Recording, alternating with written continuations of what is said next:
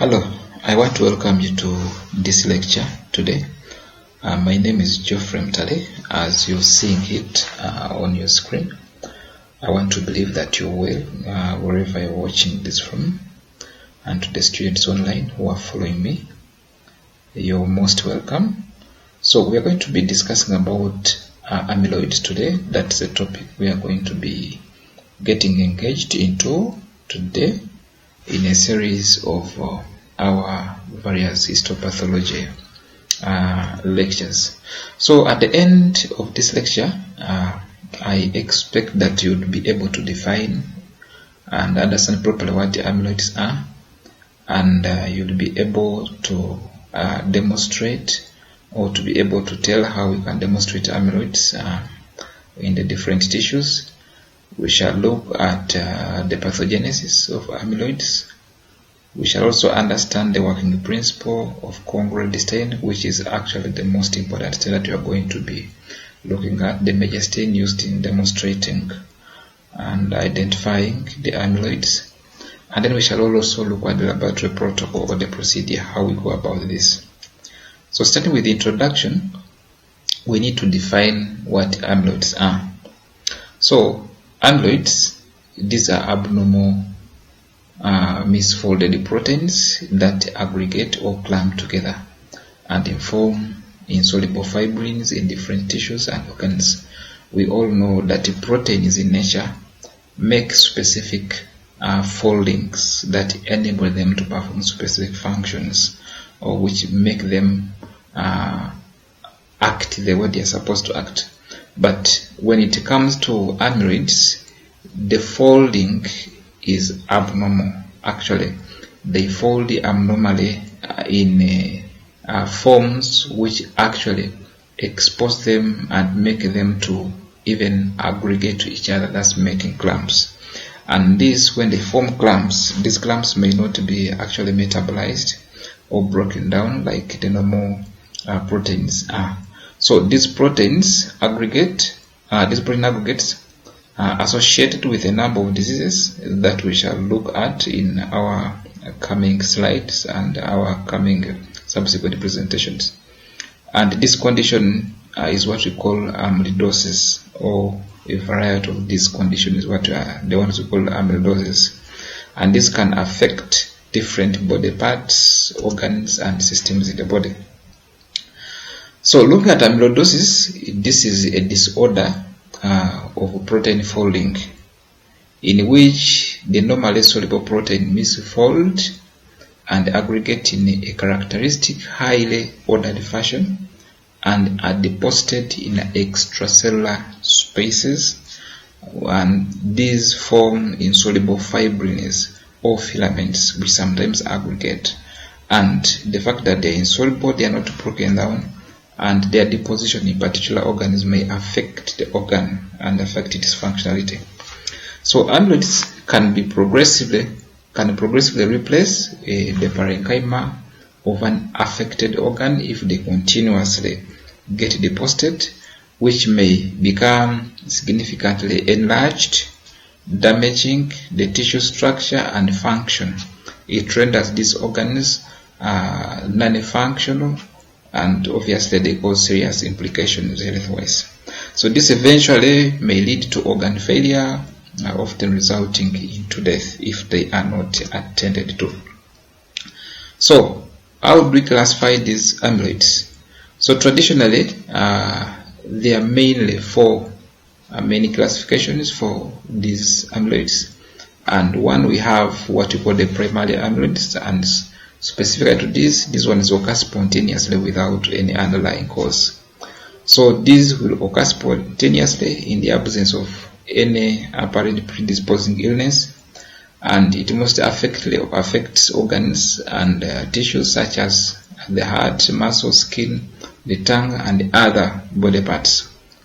And then we have those we call the secondary amyloids, and these normally occur in patients who have chronic infections, diseases, like for example syphilis and TB and other diseases or other predisposing factors. And then we also have what we call the tumor-associated amyloids, and these are the ones which are deposited.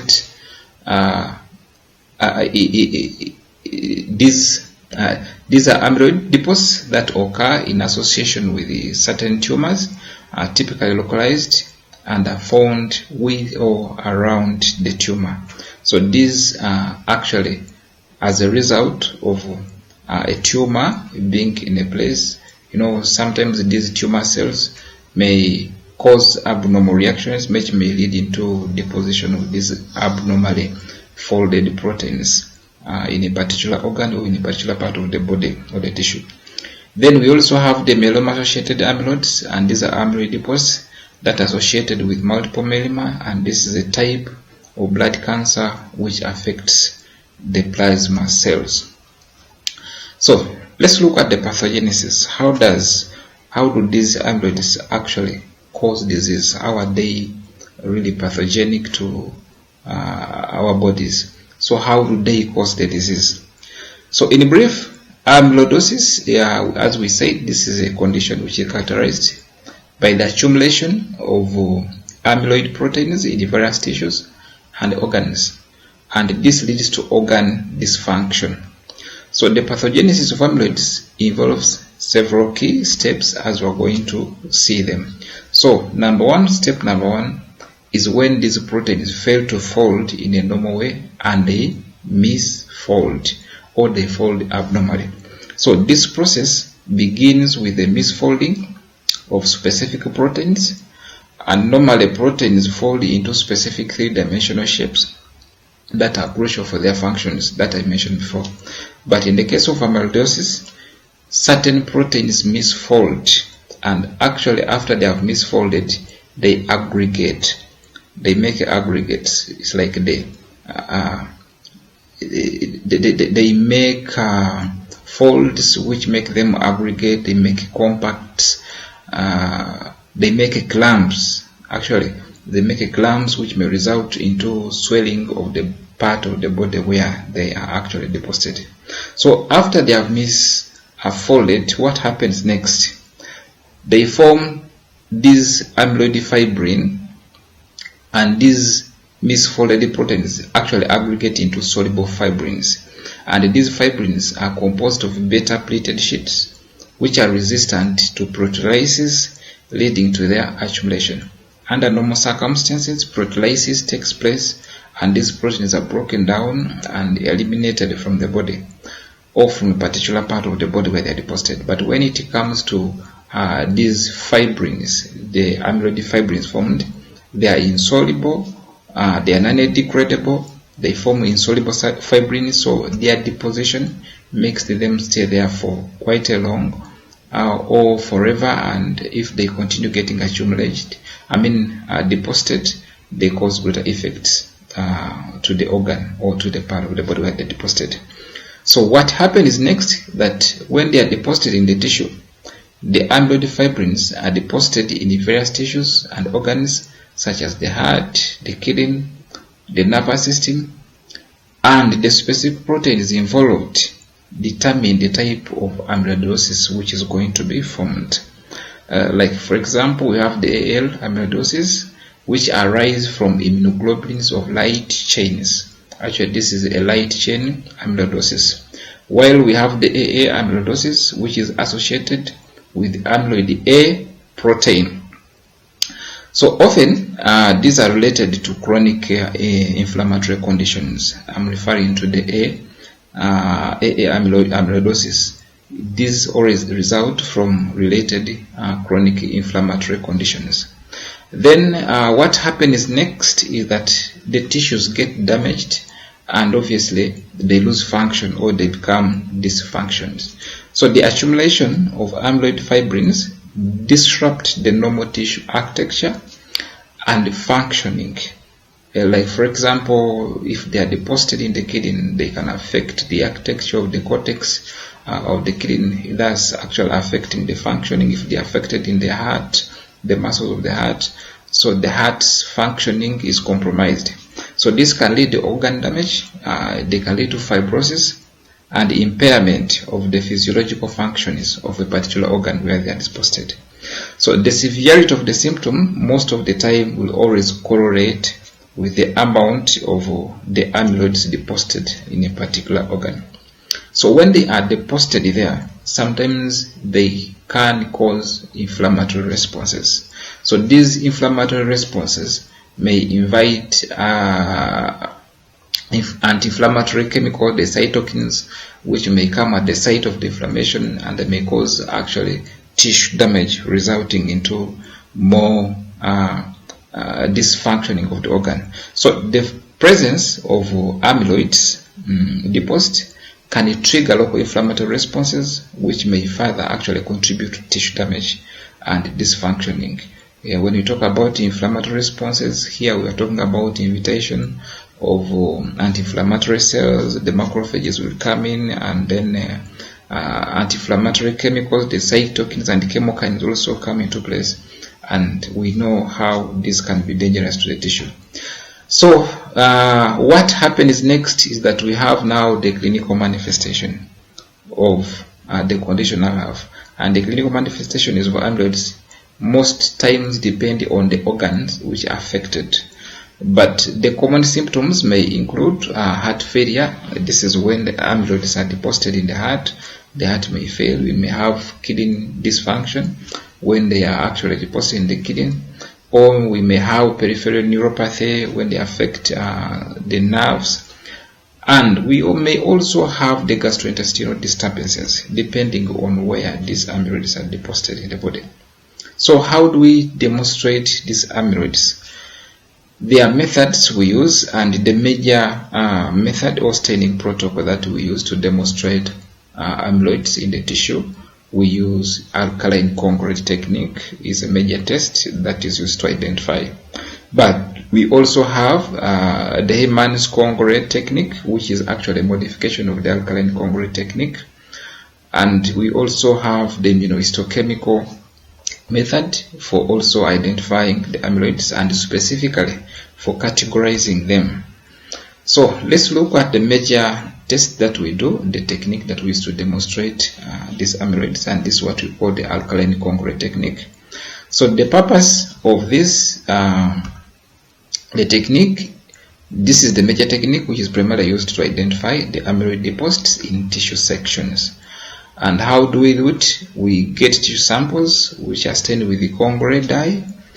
So the principle here in brief is that the congruent dye will bind with amyloids and then give us a color that we can visualize in the microscope, and then the apple green color that we shall see in the microscope and be able to identify or localize the amyloids when they are deposited in the tissue. Under microscopy, we can use a polarized light microscopy, and the amyloid deposits can exhibit a characteristic apple green birefringence, which is a hallmark for actual amyloids. When they are seen, it is identified that what you're seeing actually amyloid deposits in your tissue.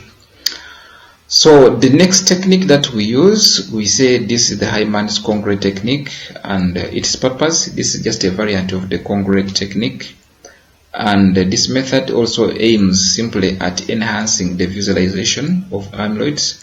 There are simply a few modifications in the staining protocol. We may vary the concentration of the congruent. Sometimes we may add some enzymes. So we may vary the time. It is actually almost the same method, but we keep modifying a few things just simply to enhance the visualization of the amyloid deposits in the tissue. So I encourage you to read further about that. It's not covered here, but just like I always tell you, when whatever I present here is not all that you need to read. This is just bits of it. I want you to go ahead and read deeper. For anything that you find I've not covered here, you can go and read ahead. So how do you observe? What do you observe at the end of it? And this is not just any different like what we saw in the alkaline technique. So this method also relies on the birefringence of the properties of the amyloid when they are viewed under polarized microscope, and still we shall see the apple green color, which will be actually reflected under the microscope, and this will also be identifying that they are amyloid deposits. So away from that, we have also another test, and this is immunohistochemical test, which we used for identifying these amyloids. And the purpose of this is to identify the specific types of amyloids. You remember we said they are of different types. So when we need to identify the specific amyloid deposits in the tissues, then we need to go for immunohistochemistry, because this will use antibodies, and these antibodies will bind to specific targets on specific proteins, thus helping us to identify the specific types of the amyloids that are going to find deposited in different tissues. So this method, we get the tissue sections which are treated with antibodies which are specific to various amyloid proteins, and this allows for the differentiation between the types of amyloids, just like I said before.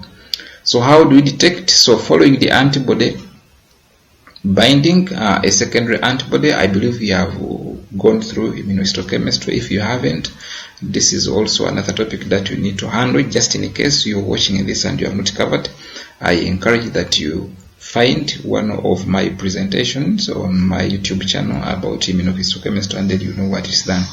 But this is a technique that we use to identify specific proteins in the tissue, and these proteins actually bind to specific antibodies. So when the antibodies bind to these specific proteins, we are able to identify them. So even in this case, we can apply this technique, and we have the antibody binding, and in this process we have the direct and indirect immunohistochemistry. I am not going to that, but I want you to go and read. So in this case, we have the indirect one, where we have to apply the primary antibody and then the secondary antibody, which will conjugate to a detectable marker. For example, an enzyme or fluorescent dye can be used. So the resulting signal will actually indicate the presence and the distribution of amyloid proteins in the tissue. So what's the principle of congruent? Because we said this is the major technique that we are going to use, so it's good to understand the principle of how everything is going to work out. So in brief, congruent dye binds to the amyloid fibrins in the tissues, thus causing them to exhibit the apple green bifibrillency under polarized light when viewed through a microscope. So the basic principle here is that the congruent dye is going to bind with the fibrins of the amyloid deposits, and this will be identified under the microscope by the bifibrillency color, which will be seen as apple green under a light microscope. Just basic like that. So how do we go about this when we are actually doing this practically in the lab? So let's look at the short laboratory procedure. And first of all, we shall look at how we can get our reagents prepared. Let's look at the stock solution. How do we prepare it? We need what we need to have. We need 1% aqueous sodium hydroxide, and in this we shall be using it to prepare stock solution A. We shall have stock solution B, and then finally we have our working reagent. So for stock solution A, we have saturated sodium chloride, and this means which will be dissolved in 80% ethanol. And then we have solution B, where we have saturated congruent, which is dissolved in 80% of ethanol saturated with sodium chloride. So we leave this to stand for overnight when we mix it, and we will leave it to cure and mature well. We don't use it immediately. So how do we now prepare the working solution? We get now to 100 ml of the stock solution, we add 1 ml of 1% sodium hydroxide and filter. And then to stock solution B, we pick 100 ml of the solution B and also add 1 ml of 1% aqueous sodium hydroxide and also filter. Then when we have prepared our working solution, this solution, we don't keep it for so long. In as much as it can stay for some days when it is still viable, it's not advisable to keep it for so long. So it is always better to prepare when you're ready to use, because it can deteriorate so quickly in a short time. Now, after getting our reagents, we get our solution that we are going to stain, to use to stain. So we have to begin now our process. I'm beginning with the deep pre-finalization. I'm imagining that we have already taken the tissues through the process of fixing them and processing the tissue, and even made sections, put the sections on the slides well, and everything's done. So what we are going to look at here, I'm not going to go into those details of tissue processing. If you want to know how the tissue process is done, from the process when it is got to when it is ready to be stained, you can visit one of my videos where I was talking about tissue processing. So I'm not going into that now, but I'm imagining we have already our tissue processed well, we have it sectioned, and it is on the slide.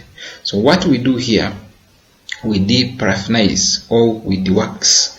We remove the excess of the wax which in the tissue, which may actually prevent the penetration of the stains into the tissue and may affect our staining pattern. So we need to dewax the tissue, and this can be done either using xylene or using xylene substitute. Sometimes we may also use heat when we bake these slides at for some time in an oven, in case you have one, also to help remove some of the wax which is in this tissue. But still, even when you have used heat, it is advisable that you use xylene to completely remove the wax which is in the tissue. Then after you have dewaxed, you hydrate. You bring your tissues to water. So by hydrating, this means you're going to use descending concentrations of alcohol, like for example starting with 100%, 95, 70, or even up to 50, and maybe you end with water depending on the protocol that you have set in your lab. See, these procedures, they are customized to specific laboratories, so you have to follow your standard after doing quality control, your internal quality control, and you see which actually procedure works for you very well. It's not all about cramming. You get the principle, but you may customize your procedure depending on the bit of reagents that you have and what works for you, for your lab specifically. And then step number 2, you stain with the alkaline congruent. So prepare the alkaline red staining solution by adding congruent dye to a working buffer solution at a concentration of 0.1. Dip the two sections into the staining solution for about 20 to 30 minutes at room temperature. So this is a range of time, and that's why I'm saying that you need to do quality control in your lab practically, and you see which time works best for you. It could be 20, or it could be 30 minutes, or 15, anything in between there, but that is a standard range of time. And then step number 3, you differentiate, or you differentiate and counter stain. So differentiating can be done using acidic alcohol or 1% acetic acid solution. For a few seconds, just dip into the solution just about 3 times, and then rinse in distilled water. Counter stain the tissue with the hematoxylin for a few seconds, simply to give the contrast. Hematoxylin is specifically used to give contrast to your slide, but it's not part of the stain that we need to stain, but it will give you contrast so that you can be able to visualize the different patterns of the tissue, and for you to be able to identify clearly the amyloids in this case. So after that, you have to dehydrate and mount. So dehydrating, last time, in the previous slide, we talked about rehydrating when we were bringing the slide to water. Now at this time, we are dehydrating, we are removing water, and it is going to be the opposite of what we did last time. In the previous slide, when we were actually rehydrating, we started with the high concentration going to the lower concentration in a descending order of ethanol. So for this case, when we are dehydrating, we are going to begin with the lower concentration of alcohol until we get to absolute ethanol. And after we have dehydrated enough to a level that is we need, what we do is we clear, remove the excesses of the water, and then mount using a suitable mount medium that you have. DPX is always used, but depending on what you have, I don't want to dictate here, but we find that in most laboratories DPX is always used for mounting. So after you have mounted, you slide it very well and put a cover slip. It has dried. Then the next thing is you examine under a microscope. So when you examine under a microscope, what do you expect to see? So you can see amyloid deposits that have taken up the alkaline Congo stain, and this will exhibit an apple green birefringence under polarized light, a light microscope, aiding in the diagnosis of amyloidosis. So once you see this, then you'll be sure that you have identified amyloidosis deposits in the tissue. So for interpretation, briefly, you also evaluate the tissue sections for the presence of amyloid deposits based on the characteristic staining pattern. And when I refer this, we need to see the apple green birefringence. That's when we can be able to tell or to confirm that we have amyloid deposits in our tissue. Away from that, we do not need to forget our good laboratory practices, and in this we need to follow the safety procedures, follow the SOPs, put on our gloves, put on our clean coats, and conduct the entire procedure under a safe environment. So this is what happens. We have two images. I have one on my left and then I have one on my right here. So the one on my left, this is an H&E staining, hematoxylin and eosin and hematoxylin, which was stained, and this is the section of the colony. And when this was examined, it was identified that we have some deposits or some amyloid deposits here. But under H&E, we cannot confirm. H&E is not a confirmatory method for amyloid deposition. But when under H&E, they will appear eosinophilic, like you're seeing here. They'll take up the eosinophilic stain or the eosin stain, and they'll appear pink in color. So you see a mucus-like deposit, an eosinophilic mucus-like deposit. So when you identify this under H&E examination, it is important that you go ahead now to stain, to make another section and stain using red Congo to prove or to identify exactly what this depositions could be. Now for this case on my right, though this was just a suspicious deposition, you could not make conclusions about that, and examination with the Congo red staining, yes, here we can see the birefringence of the apple green deposition, and we can confirm that what was seen under H&E examination was actually an amyloid deposition. And if you want now to go further and find out exactly which type of amyloid was actually found, then that's when you have now to go to the immunohistochemical test of the amyloids, and you identify the exact type of amyloid, because in this case we are going to use specific antibodies which are going to bind to specific protein types which are specific to a specific type of amyloid. So under IHC we can determine the amyloid fibrin type, and in most cases this can be due to the distinct protein nature of amyloid. Antibodies can recognize specific epitopes on the amyloid fibrins. So when specific antibodies bind to them, we can be able to identify the specific type of amyloid. Just like, for example, you're seeing in this image, what we see, these brown deposits here, these are amyloids. And for this example, we use the immunoperoxidases DAB stained section of the tissue using the anti-serum LECT2 antibodies, which is specific to a particular amyloid.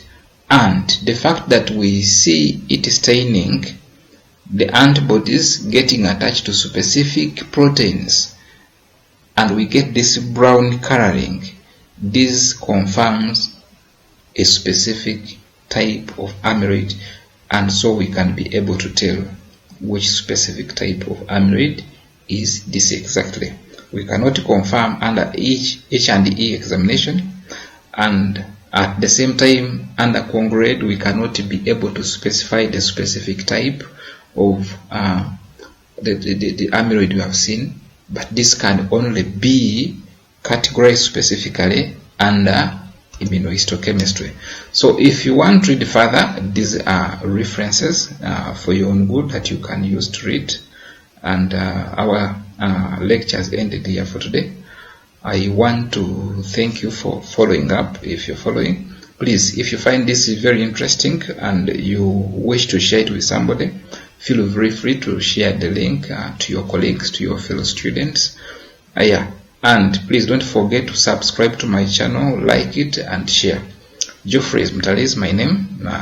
I wish you the best of your time. Goodbye for now.